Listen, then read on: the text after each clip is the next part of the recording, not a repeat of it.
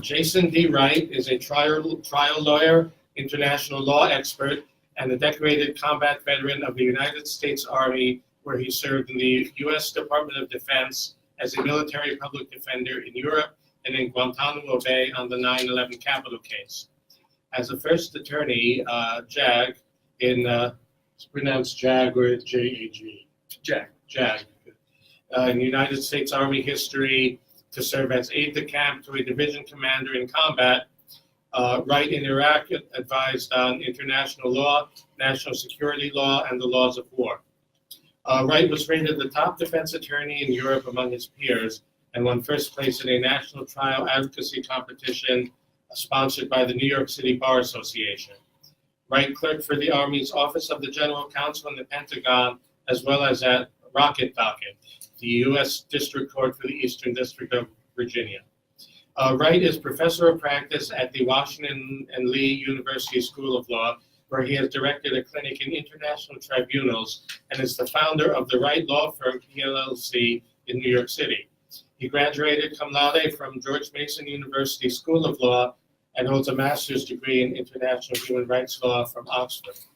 Wright is a major JAG in the Army Reserves and holds a top secret security clearance. He has published and lectured on international law and national security law and is a member of the bars of New York, Virginia, and the District of Columbia. Professor Wright appears today on behalf of the California-based organization Death Penalty Focus. Jason. Great, thank you, David, for that introduction. And Justin, thanks for staying on the line as well and being available for further questions. As you may have heard from my bio, I have experience with war, but most of it's actually the laws of war and armed conflict, not the war on drugs, so to speak. My personal opinion here is that I think the war on drugs is a bit of a misnomer. I come from a legal discipline where you either have war or you have a law enforcement paradigm, and you shouldn't cross those two thresholds. So not unlike the situation in Guantanamo Bay, where oftentimes state actors seek to use ambiguity in their terminology, here the war on drugs appears to give a license, if you will, or some type of informal license to state actors to use some type of force within the context of the drug war. And so it's much like the war on terrorism here, and a lot of the dialogue that has occurred since 9/11, this use of the word war oftentimes is a way in which authoritarian regimes can try to pierce the veil, if you will, between the law enforcement paradigm and the law of force or laws of war paradigm. And what I mean by that in the first instance is that there's a major difference between what law enforcement officers can do and what military officers or military soldiers can do.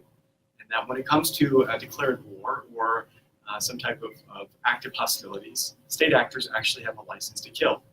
That's a shocking concept, but think about all the wars that have existed in the past. Soldiers kill each other, and that's called a combatant's privilege. Conversely, within the law enforcement paradigm, no police officer in New York City has the right to kill you. If you're walking down the street, that just can't happen. They're beholden to certain rules on the use of force, and that's part of which I'll be discussing here later today. But I wanted to start off first and just challenge the title of the war on drugs, to say that in the first instance, this is a way in which regimes can actually use language for their benefit, to desensitize people to think that there is such a thing that authorizes the use of force. And in the case of drug trafficking, what we're talking about here today, certain leaders from around the world are trying to use this phrase, war on drugs, and have both extrajudicial killings applied to drug traffickers and also judicial killings. Extrajudicial meaning killings outside of normal judicial process, and judicial killings meaning any type of trial where there's a sentenced and judged death. So just a brief pause there on the terminology here. So today I want to discuss four major areas, and I'll be available for questions, of course, with Justine afterwards. But I want to address in the very first instance the governing legal framework that we're talking about here. So what does it mean to have the right to life? And also, what type of authorities can law enforcement officers use?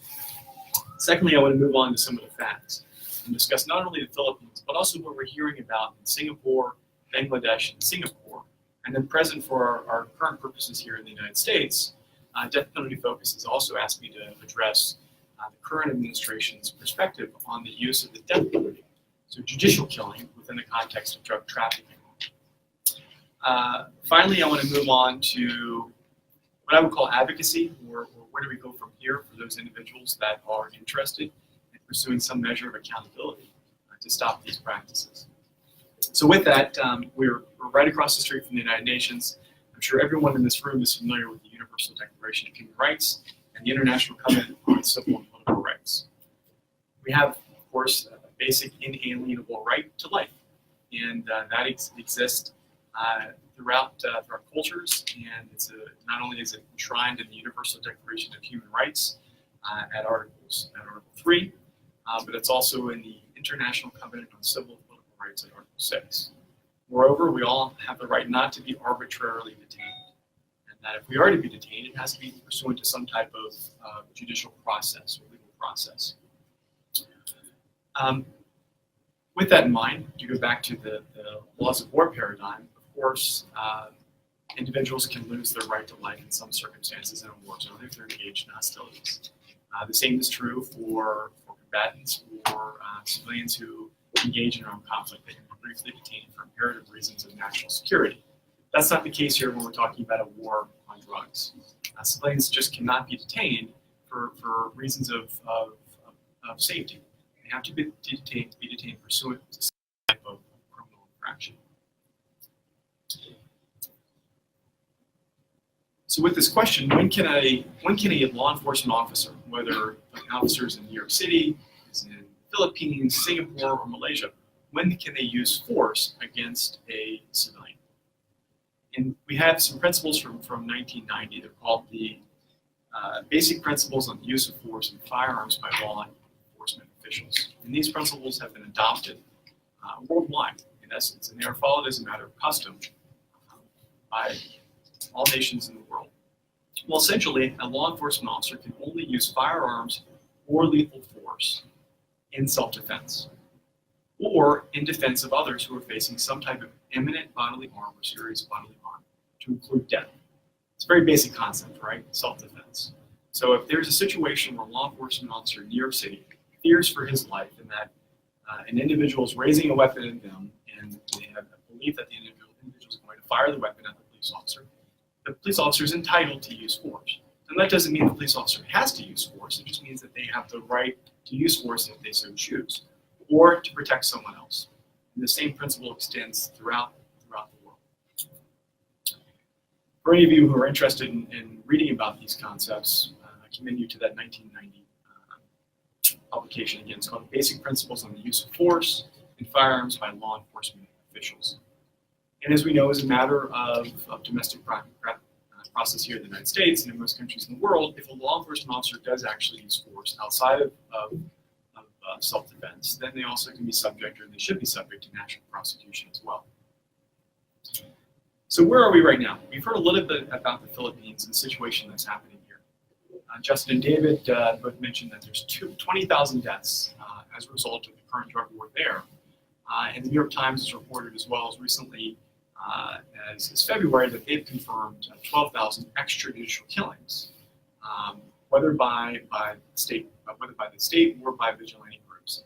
And the government themselves, in this New York Times report, have confirmed 4,000 deaths, all extrajudicial killings. In Indonesia, in July 2017, President Joko Widodo announced a policy, and I'll read it, quote, and this is to his law enforcement officers. Be firm, especially to foreign drug dealers who enter the country and resist arrest. Enough.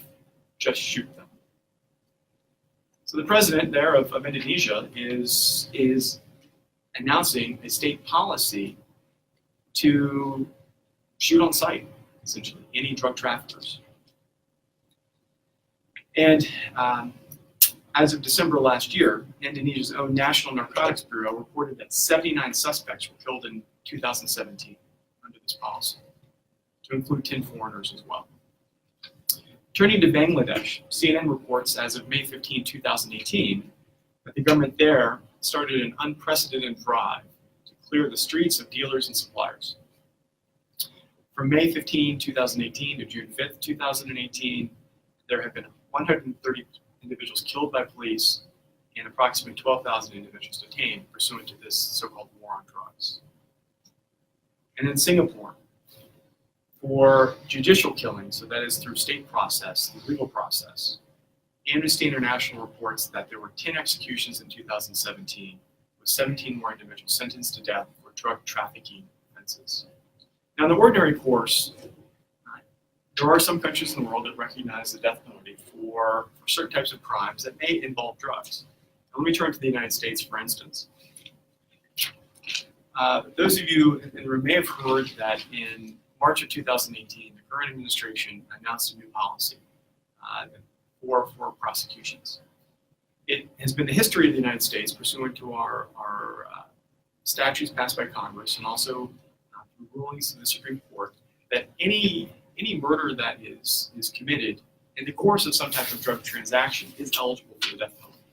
Now, that does not mean that the Department of Justice, as the federal branch charged with enforcing our nation's laws, doesn't mean they necessarily have to pursue a death penalty case, but that it is eligible for murders being committed. Well, President Trump, and perhaps inspired by his meetings with the leaders of the Philippines and his review of practices in Singapore,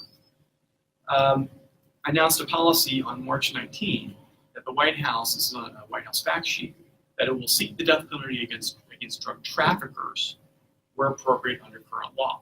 Now, the emphasis is on drug traffickers. It doesn't say on drug traffickers who commit murder through the course of their conduct, but just a mere drug trafficker. And the next day, U.S. Attorney General William Jefferson Sessions produced a memo for his subordinate prosecutors at the district courts across the country. And there in this memo, it's available online if you'd like to see it, Sessions memo of March 20, 2018. Jeff Sessions identified 4 statutes, in his opinion, that may be appropriate to pursue death penalty cases against drug traffickers. And he identified a statute called racketeering, that's Title 18 United States Code 1959. Any use of firearms in connection with a drug offense, that's 18 U.S.C. 924J. And then controversially, he resorted to what's called the drug kingpin statute, which is available at Title 18 U.S.C. 848E.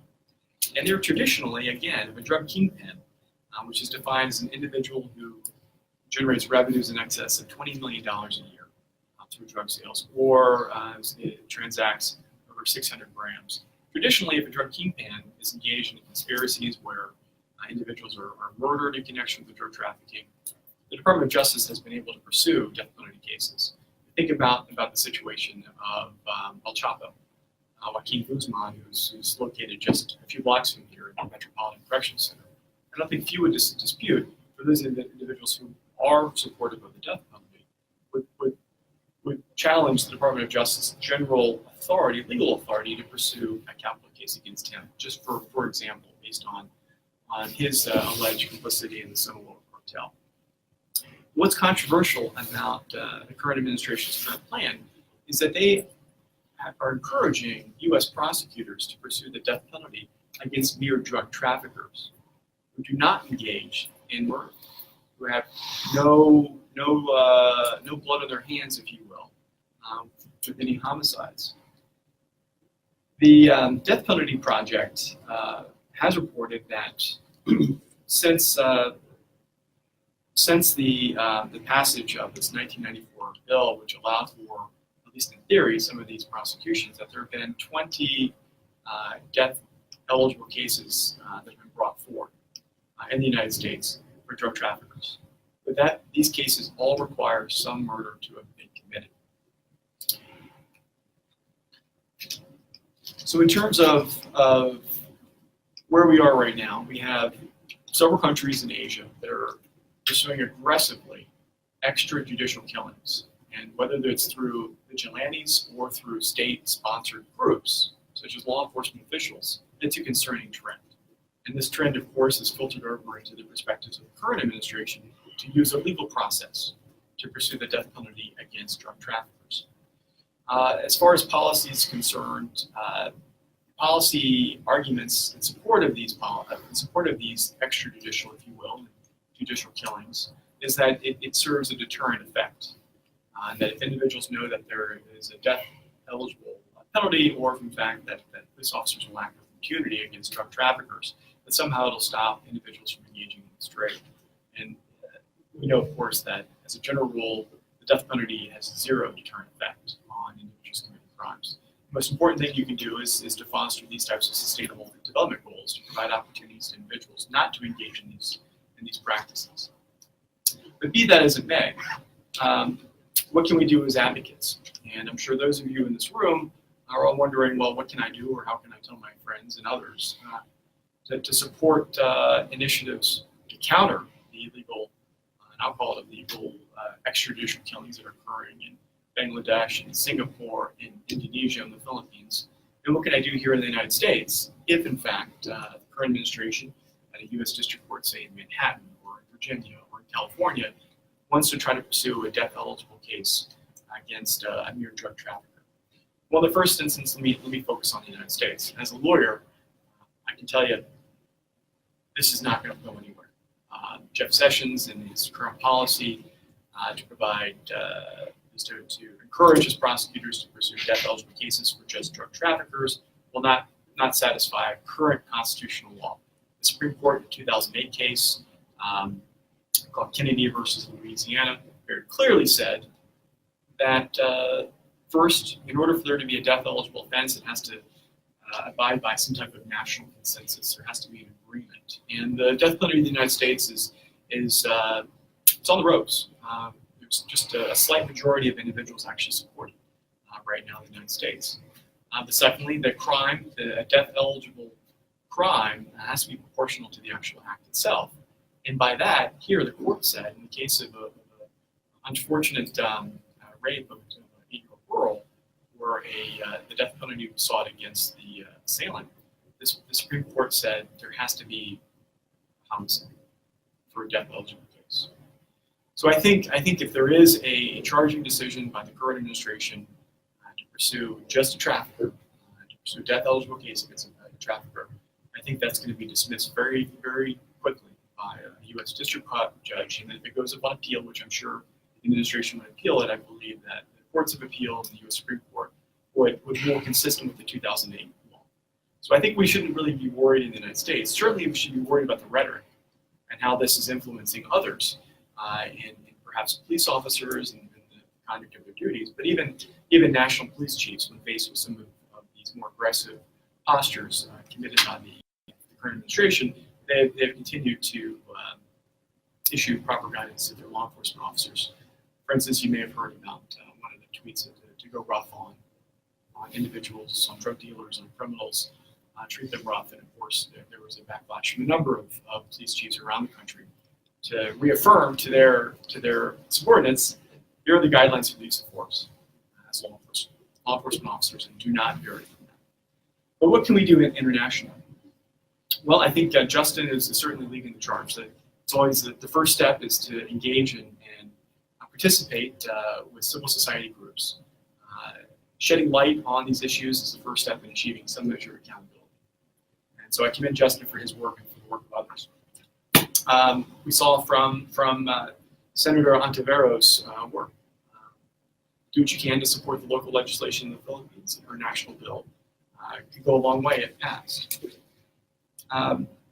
Thirdly, if you see civil society groups advocating for independent investigators, such as a special rapporteur on extrajudicial killings and arbitrary detention, do what you can to support those initiatives as well. The special rapporteur has a mandate where she is able to go into every country in the world, typically with the country's consent, to conduct her own independent investigations pursuant to that mandate. And that's another important mechanism for seeking accountability. Finally, if I could be a bit controversial here, think about how international criminal law can aid in this effort.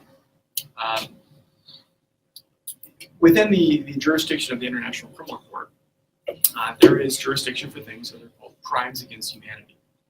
And a crime against humanity is there are 15 individual crimes against humanity that are enumerated under Article 7 of the International Criminal Court. statute. Two of those identified 15 relate to murder and relate to arbitrary detention. When it's conducted as part of a state policy or an organization's policy that is designed to conduct wide-scale and systemic attacks against the civilian population. So I would argue that what's happening in Bangladesh could clearly rise to a crime against humanity. What's happening in the Philippines could arguably rise to the level of a crime against humanity. It may be a little bit more difficult when we're dealing with Singapore because they're pursuing it pursuant to judicial killings, so not extrajudicial, but they're authorizing death penalty cases for drug traffickers. But I think there's some room for the view that there are state actors who are currently engaging in crimes against humanity. Now, this is a decision that certainly I can't make. I'm just offering one legal opinion as to a possibility. However, the UN Security Council certainly can take action here, and they have the authority under the Rome Statute to refer a matter to the International Criminal Court for an investigation. So think about a situation where the UN Security Council says we're concerned about 20,000 deaths in the Philippines, and we'd like to refer this matter to the International Criminal Court and to the chief prosecutor there to investigate whether crimes against humanity have been committed here.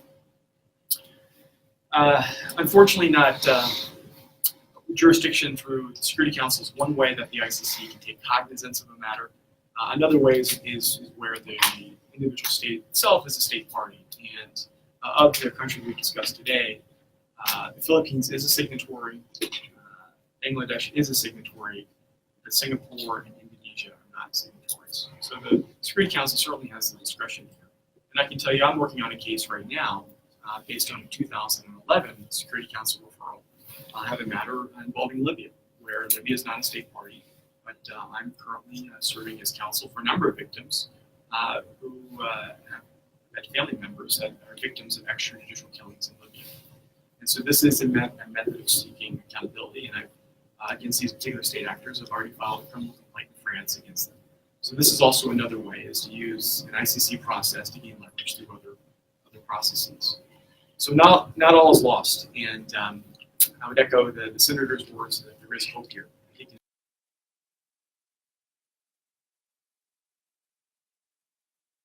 International framework, I believe that there could be some mechanisms for potential redress. Thank you. Well, thank you, Jason.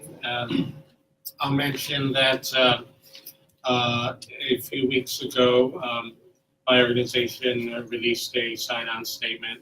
We're continuing to gather signatories for this, but 140 NGOs so far, including Death Penalty Focus, condemned President Trump's call to impose the death penalty for drug offenses.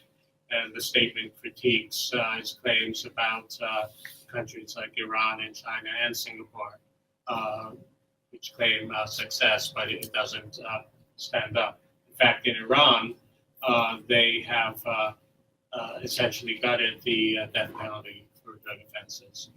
They've made it much harder to impose, and they're bringing very few such cases at this point. And that was by an act of the Parliament. So wisdom does